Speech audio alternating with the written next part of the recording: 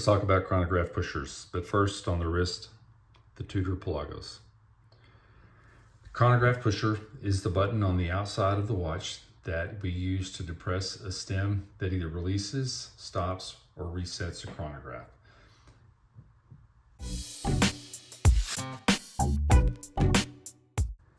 First one I think about is the pump pusher. The pump is probably the most common or most recognizable type of pusher.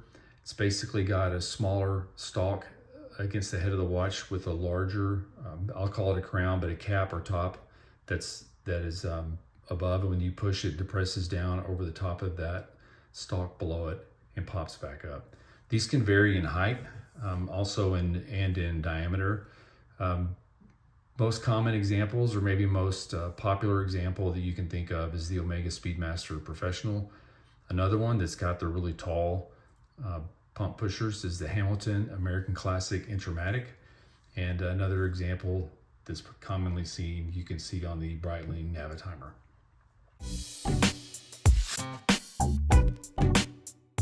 A second type of pusher is called the inverse, or you may hear it called inverted. And the reason it is because the pusher is the opposite, the pump is the opposite of a pump style. So it's got a larger collar and then a smaller button on top. So when you depress, it depresses into that instead of over the top of it. Not quite as common, but you will see it and recognize it because some models like this one, the IWC Pilot's chronograph, is used extensively in their models. Other examples of that are the Zen 356 Pilot and the Longines Master Collection Chrono Moon Phase. Now another example of an inverse type, usually an inverse type pusher, is the mushroom, or sometimes called the umbrella. It looks very similar to an inverse, but it has a protruded disc-like shape on top, which just increases the surface area, makes it easier to get a grip with your finger and press down. These aren't quite as common, but you will see them on the Tag Heuer Carrera chronograph, like the glass box. The Grand Seiko SBGC 253 chronograph GMT has it, and a really solid example of what a mushroom looks like is on the Junghans Maxville chronoscope.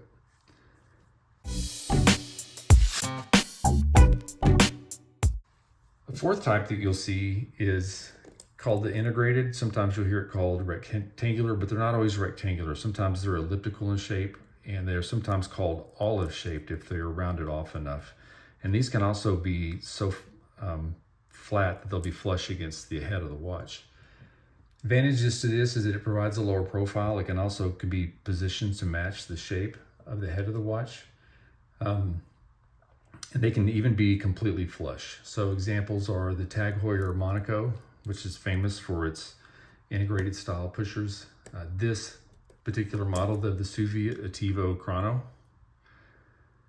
The Longines Tuxedo chronograph is a good example, and an example of a model that has flush integrated pushers is the Tutima M2 Chrono.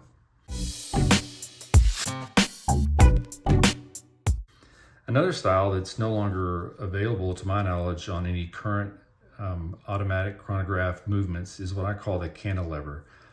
You see this on this Bulova Lunar Pilot. It was on the original 1960s era Bulova automatic chronograph where they had these style, and I call them the cantilever because I don't know what else to call them, but they pivot here close to the crown of the watch and they depress down to start and stop.